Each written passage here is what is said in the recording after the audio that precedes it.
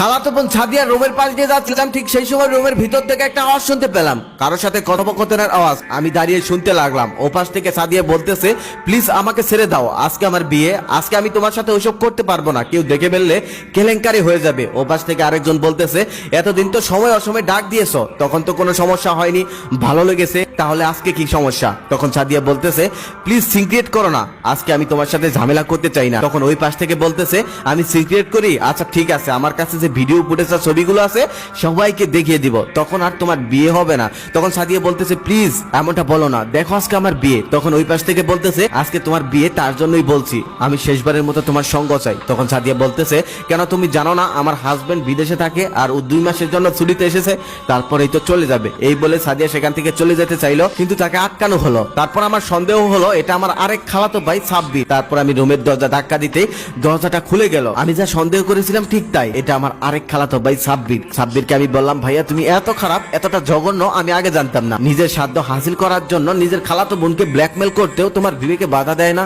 তখন সাব্বির বলতেছে, তুই এখানে কেন? আর হ্যাঁ, যা দেখেছিস এখানেই ভুলে যা, এটা যেন আর কেউ না জানে, কেউ জানলে তোর সমস্যা হবে। তখন আমি বললাম, তুমি কি আমাকে হুমকি দিচ্ছ? তখন সাব্বির বলল, যদি এমনটা মনে করিস এমনটাই। তখন আমি সাব্বিরকে বললাম, আমি এখনই তোর ভন্ডামির পর্দা খুলে দিব। এই বলে আমি রুম থেকে বেরিয়ে গেলাম। সেদিন সাদিয়ার বিয়ে ছিল, বাড়িতে কত মানুষ, অথচ তারা রুমের ভিতর কিসব নিয়ে ব্যস্ত। আমি আম্মুকে খুঁজতে লাগলাম, খুঁজতে খুঁজতে 2 তলার বারান্দায় গিয়ে পেয়ে গেলাম। সেখানে গিয়ে আম্মুকে ডাক দিতে আম্মু বলল, কিছু বলবি? তখন আমি বললাম হ্যাঁ। তারপর আমি সমস্ত ঘটনা খুলে বললাম। তখন আম্মু কিছুতেই বিশ্বাস করতে পারছে না। পিছন থেকে খালা বলতেছে, তুই যা বললি তার কি প্রমাণ দিতে পারবি? আমি অবাক হয়ে পিছনে তাকিয়ে বললাম, কিসের প্রমাণ খালা? খালা তখন বলল, তুই তোর মায়ের কাছে যেগুলো বললি সেগুলোর প্রমাণ। তখন আমি বুঝতে পারলাম খালা পিছন থেকে সবকিছু শুনে ফেলেছে, এখন আর কি করার, প্রমাণ তো দিতেই হবে। তারপর আমি দুজনকে নিয়ে গেলাম সাদিয়ার রুমে। গিয়ে দেখলাম সাদিয়া বিছানার মধ্যে বসে আছে। খালা ঘরে ঢুকতেই সাদিয়াকে বলল, তোর নামে এসব কি শুনতেছি?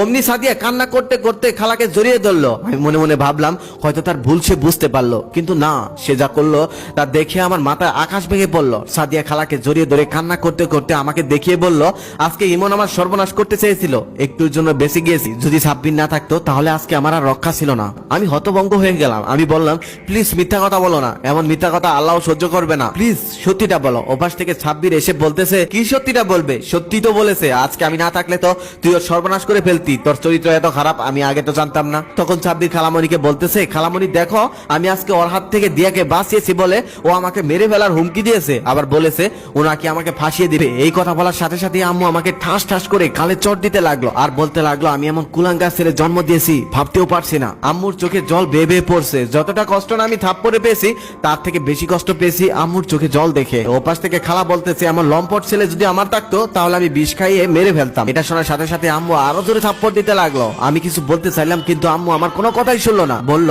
এখনই আমার সামনে থেকে চলে যা, তুই যদি আর জীবনে কখনো আমার সামনে আসিস তাহলে তুই আমার মরা মুখ দেখবি। এই কথাটা শোনার সাথে সাথে আমি যতটা কষ্ট পেয়েছিলাম, কেউ যদি আমার বুকে গুলি করে বুকটা ঝাঁঝরা করে দিত তাও এতটা কষ্ট পেতাম না। যে মা জীবনে কখনো আমার গায়ে হাত তোলেনি সেই মা আজকে আমাকে মারলো, তাও আবার চরিত্রহীনের অপবাদ দিয়ে। আমি শেষবারের মতো মায়ের মুখটা দেখে সেখান থেকে চলে আসতেছিলাম, পিছন থেকে দেখলাম দিয়া ও সাব্বিরের মুখে বিজয়ের হাসি। আমি সেখান থেকে চলে যেতে লাগলাম। কেউ আমাকে বাধা দিল না, শুধু ছোট বোন বাধা দিতে চাইলো, কিন্তু মা তাকে বাধা দিতে দিল না। আমি চলে আসলাম। বুকে ভীষণ কষ্ট, মনে হলো পৃথিবীর সব থেকে বড় পাথরটা আমার বুকের উপর চাপিয়ে দেওয়া হয়েছে। পৃথিবীর সব থেকে বড় কষ্ট কি জানেন? দোষ না করেও দোষী হওয়া। প্রত্যেকটা মানুষের জীবনে এমন একটা সময় আসে যখন দোষ না করেও দোষী হতে হয়, মিথ্যা অপবাদ নিজের কাঁধে নিয়ে নিতে হয়, তখন আর কিছু করার থাকে না, কিছু বলার থাকে না, কষ্ট হলেও মেনে নিতে হয়। আর সব থেকে বড় সত্যি কথা হলো, সহজ সরল ও ভালো মানুষের সাথে বেশিরভাগ সময় এমনটা হয়। আপনার সাথেও যদি এমন কোনো ঘটনা ঘটে থাকে তাহলে কমেন্টে জানিয়ে যেতে পারেন।